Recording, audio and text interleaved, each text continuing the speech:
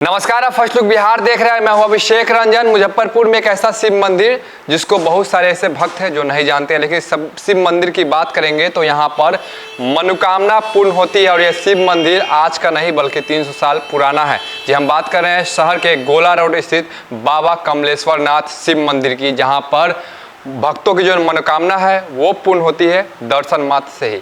ऐसे में हमारे साथ बातचीत करने के लिए बाल संत पीयूष गिरी जी महाराज है, जो कथावाचक है और एकादशी के मौके पर कथा कहते हैं। इनसे बात करेंगे। बहुत बहुत स्वागत है।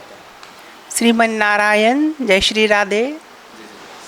किस प्रकार से शिव मंदिर की विशेषता सबसे पहले बताएंगे, उसके बाद फिर आपसे आगे बात करेंगे। देखिए, बाबा श्री कमलेश्वर नाथ मंदिर लगभग 300 वर्ष प्राचीन है और यह एक जागृत शिवलिंग के रूप में विराजमान है। यहाँ भगवान शिव अपनी प्रत्यक्ष अनुभूति कराते हैं और विशेषकर संतान प्राप्ति की कामना वाले भक्त प्रायः पूरे बिहार से यहाँ आते हैं। और ऐसी मान्यता है कि यहाँ कुछ विशेष साधना पद्धति और विशेष कुछ स्तोत्र आदि जो बताए जाते हैं, जैसे गोपाल सहस्त्रनाम के पाठ आदि का पारायण करने से और भगवान शिव की 16 सोमवारी की विशेष पूजन अर्चन करने से उनकी मनोकामनाएँ पूर्ण होती हैं। और विशेषकर इस मंदिर की बात यह है कि यहाँ एक ज्ञान की परंपरा चली आ रही है जो लगभग 12-13 पीढ़ियों से निरंतर चली आ रही है। जैसे गीता का पाठ, भागवत का पाठ, रामायण का पाठ। आज भी हमारे घर में पूर्वजों द्वारा स्थापित प्राचीन शिव महापुराण की प्रतिलिपियाँ मौजूद हैं और रामायण रामचरितमानस की प्रतिलिपियाँ मौजूद हैं, जो देखने से ही लगभग 100-200 वर्षों की प्रतीत होती हैं।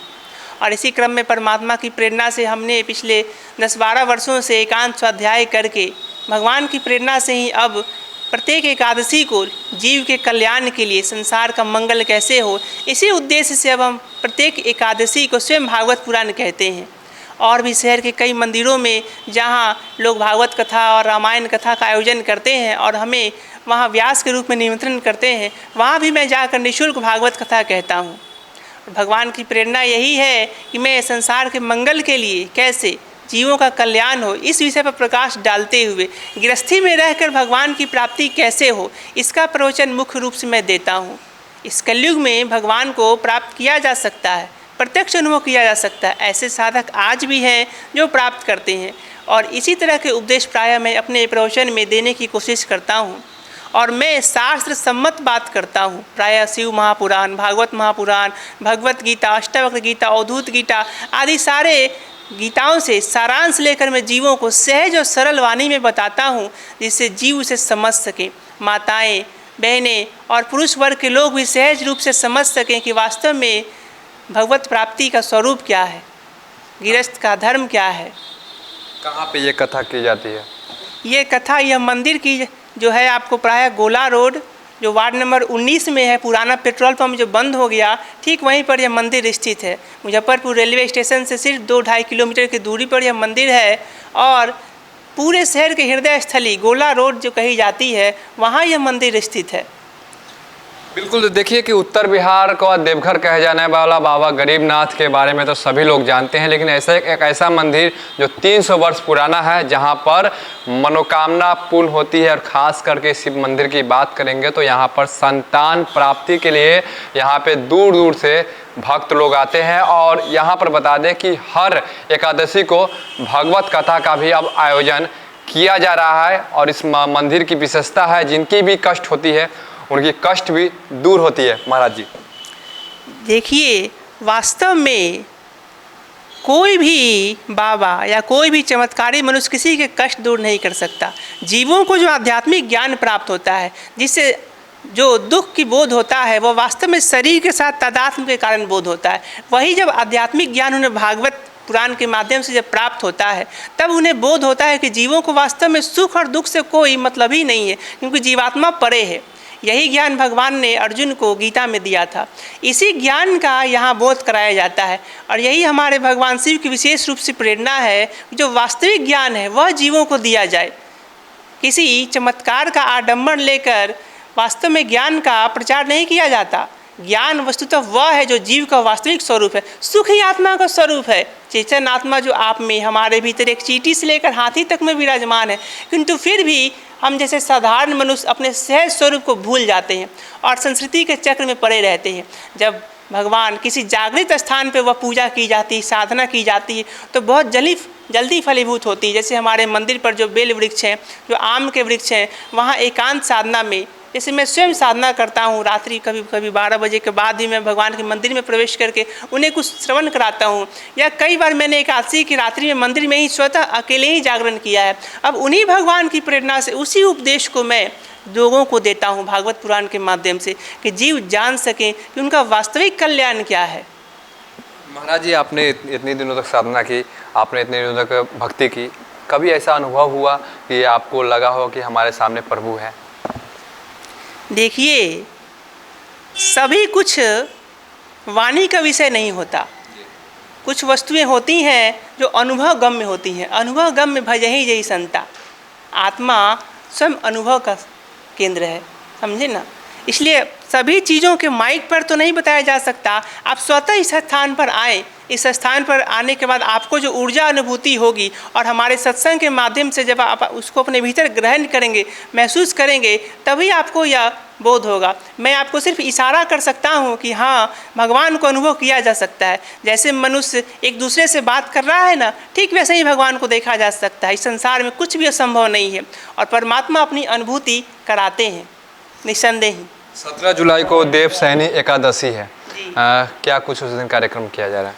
17 जुलाई 2024 दिन बुधवार को इस मंदिर पर हर महीने की भांति फिर एक बार शाम 4 बजे से 7 बजे तक लगभग 3-3.5 घंटे का भागवत कथा का आयोजन होने जा रहा है। इसमें जीवों को जो एकादशी कथा क्रम से चल रही है वह बताया जाएगा। साथ ही उस दिन की एकादशी का महात्म्य बताया जाएगा कि हरिशयनी एकादशी का महात्म्य क्या है, कैसे इस दिन से भगवान विष्णु जब 4 महीने के लिए शयन में जाते हैं तो फिर 4 महीने तक सृष्टि की रक्षा और देखभाल स्वयं भगवान शिव करते हैं, आदि विषयों को भी बताया जाता है। और साथ ही यहाँ क्रम से भागवत कथा चल रही है। जैसे अभी तक हम लोगों ने भक्ति महारानी के कष्ट, गोकर्ण उपाख्यान आदि श्रवण किया है। अब आगे की कथा में हम लोग श्रवण करेंगे स्कंद पुराण के महात्म्य से, जो 4 अध्यायों में बताया गया है कि कैसे महाराज परीक्षित वज्रनाभ जी से मिलने स्वयं आते हैं मथुरा मंडल में, और मथुरा में यमुना महारानी की सहायता से महासंकीर्तन होता है और उद्धव जी प्रकट होते हैं और उद्धव जी उसके बाद स्वयं भागवत कथा श्रवण कराएंगे।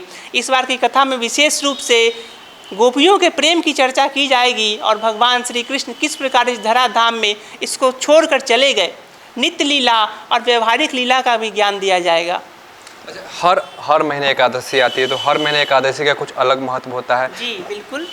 देखिए, प्रायः इस संसार में हम लोग 24 एकादशी के बारे में जानते हैं और 2 एकादशी पुरुषोत्तम मास की होती हैं। आइए सबसे पहले मैं आपको पूरी एकादशी महारानी के नाम को बता देता हूँ। उत्पन्ना, मोक्षा, सफला, पुत्रदा, छठतिला, जया, विजया, अम्लकी, पापमोचनी, कामदा, वर्थुनी, मोहिनी, अपरा, निर्जला, योगिनी, देवशैनी, कामिनी, पवित्रा, अजा, पद्मा, इंदिरा, पापांकुशा, रमा तथा प्रबोधिनी, सर्व संपत्ति प्रदा। गर्ग संहिता में स्वयं राधा रानी एकादशी का महात्म गोपियों को बता रही हैं कि हे गोपी, यदि तुम श्याम सुंदर श्री कृष्ण को पति रूप में प्राप्त करना चाहती हो तो एकादशी का व्रत अवश्य करो। इसी एकादशी के क्रम में प्रत्येक एकादशी का अपना महात्म्य है। जैसे 24 एकादशी मैंने आपको बताई, कल वही देवसैनी एकादशी है। इसके बाद फिर आपको कामिनी एकादशी आएगी और फिर 16 अगस्त को पुत्रदा एकादशी विशेष रूप से आएगी जो सावन में प्राप्त होती है।